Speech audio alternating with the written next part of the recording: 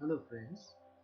After hearing and understanding the merits and demerits of the working stress method, let us understand what happened after that, which method came after knowing that there were many demerits in the working stress method. The next method which got developed was known as the ultimate load method of structural design. Now this method, that is the ULM, ultimate load method, relied on the probabilistic concepts. Now over here the probability was used in understanding probability or chance, the occurrence, the number of occurrence, how many times an event would occur.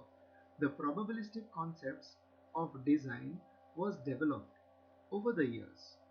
This was solely because of the demerits leading to the unreliability of the working stress method. Now this method was based on the ultimate strength of the reinforced concrete at ultimate loads, and obviously this started gaining acceptance amongst the engineering fraternity. As we know, in the working stress method, the stress is taken with the factor of safety from the yield stress. From the yield stress divided by the factor of safety, we get a very low stress. So it was the working stress method. Now in this case, not the yield stress, but the ultimate, the maximum stress a material can take, that was taken into consideration, and the ultimate load, the maximum load which the material can take before failure, that was taken into consideration. Remember, both these properties, both these factors were not taken into consideration in the working stress method. The main aim of this theory was that the various uncertainties in design, such as the loads, quality of materials, etc., could be handled more rationally within the mathematical framework of probability theory. The various uncertainties in design, like dead load, live load, wind load, seismic load, snow load, how much time could each one be acting? Obviously, dead load will be acting for more time. The chance of earthquake load occurring is very remote. Then the wind load, then the snow load, and similarly the dead load which occurs for more amount of time. Also, this method gave importance to the quality of materials. The materials, how they were made, what was the quality output of the materials, all that was not taken into consideration in the previous method, that was given importance in this method. The risk could be quantified, the value could be given to the risk easily in terms of probability of failure, and as such that got incorporated in the structural design. So the structural design made it very clear how much is the risk one person takes when he is constructing, building a structure. These probabilistic methods came to be known as reliability based methods. They were more reliable, so they came to be known as reliability based methods. The ultimate load method examines the stress condition of the structural member at the time of impending collapse, when the collapse is about to happen. At that time, what is the stress condition? That is examined in this ultimate load method, and therefore in this case the non-linear stress strain curves of concrete and steel are used. If you observe the figure, the stress and strain diagram is there, the proportionality limit is there. After that, the straight line changes into a curve. Now this method, the ultimate load method, obviously uses this curve because the ultimate strength is right at the apex. If you just observe, it is right at the top. So in this, the ultimate load method, the stress in this region, the non-linear stress strain curve is utilized. Also what happened was the load factors were applied to the loads. In the working stress method, all the loads, whether it was dead load, live load, imposed load, whichever type, maybe wind load, the snow load, all were given equal load factor. But in ultimate load method, the load factors are applied to the loads which are defined as the ratio of ultimate load to the working load. Remember, we have been using working load in the working stress method. Now over here, what is the maximum load which can come? What is the ultimate load which the structure can take? That upon the working load gives me the load factor. Therefore, different load factors can be applied to the different types of loads such as imposed load, dead load, snow load, etc. Now over here the benefit is that knowing which load is surely going to come for a long time, sure that we are about its occurrence, the load factor can be larger, but the one which is very rare in occurrence, the load factor could be reduced. So that's the importance, that's the significance of probability. The load factors can be applied differently for the various loads and also differently for the various load combinations. Something like when the dead load is there and the live load is there, if the wind load is to be considered or snow load is to be considered, would all of them need the same amount of load factor? Individually, their load factors could be different, and when they are acting in a combination, their load factors could be different because one could give their benefit to the other. Now, the code says any structure must have an ultimate strength not less than those given by and the conditions have been given. Like ultimate load is equal to 1.4 times the effect from dead loads. Observe over here, when it is effect from dead loads, the load factor which is given over here is 1.4.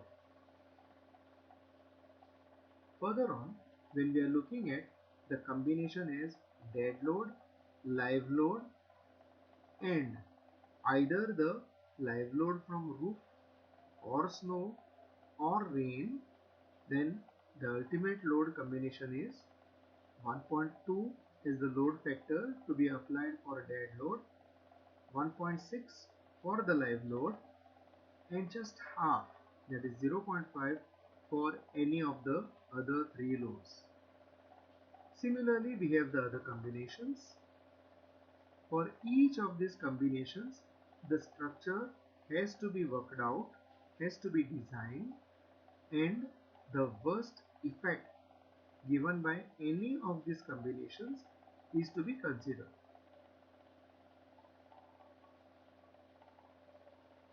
The load factors are the multipliers which have been applied to the effects in the various load combinations.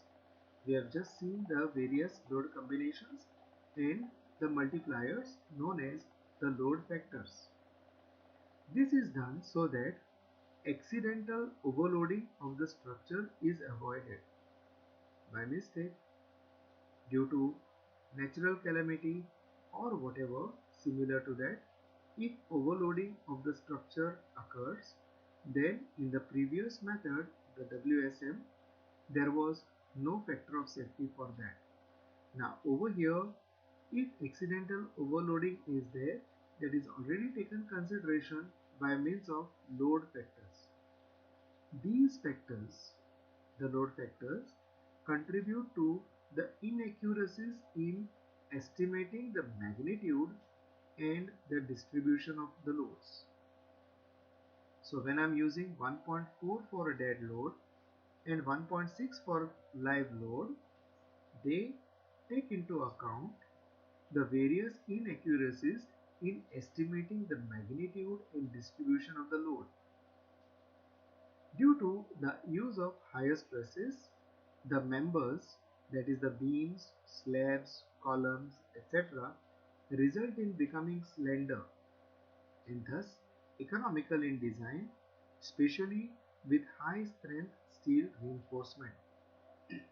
Since we are using the non-linear stress-strain relationship, that curve up to the ultimate load, the stresses used are higher, and when the stresses used are higher, the members become thinner, they become slender.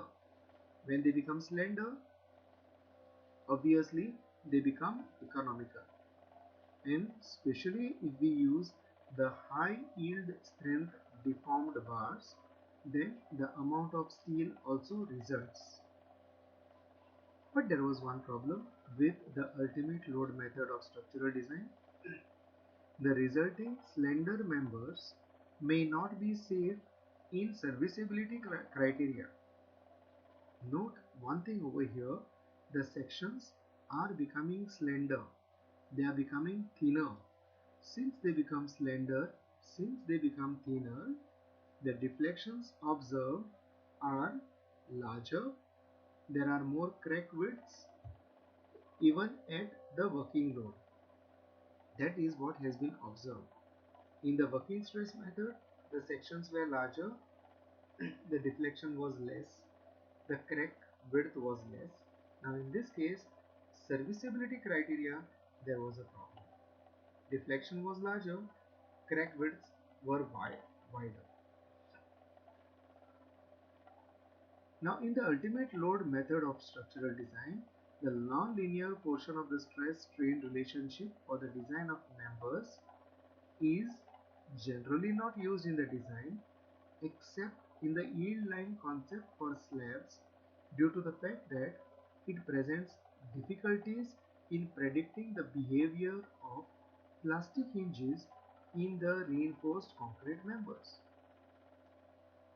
The non-linear portion of the stress-strain relationship, if it has to be used, then we have to go in for a plastic hinge theory.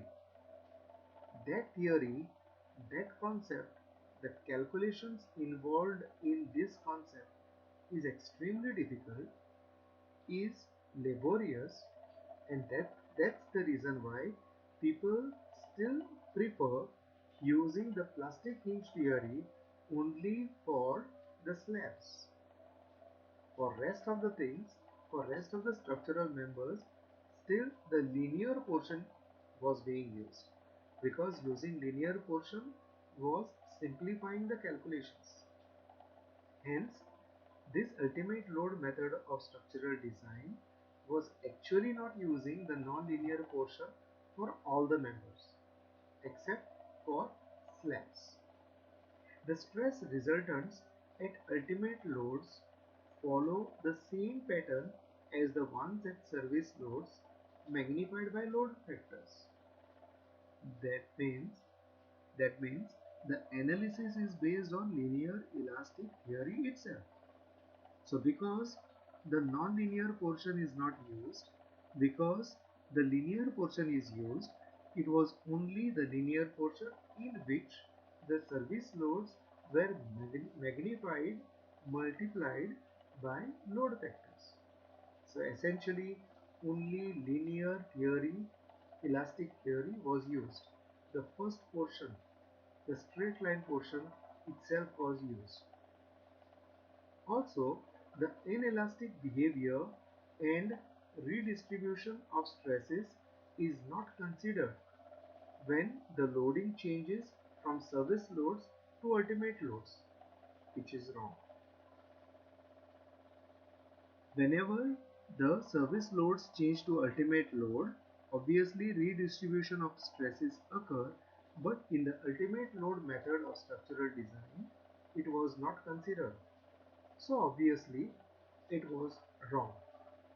Also, the load theory is quite complicated and difficult to apply.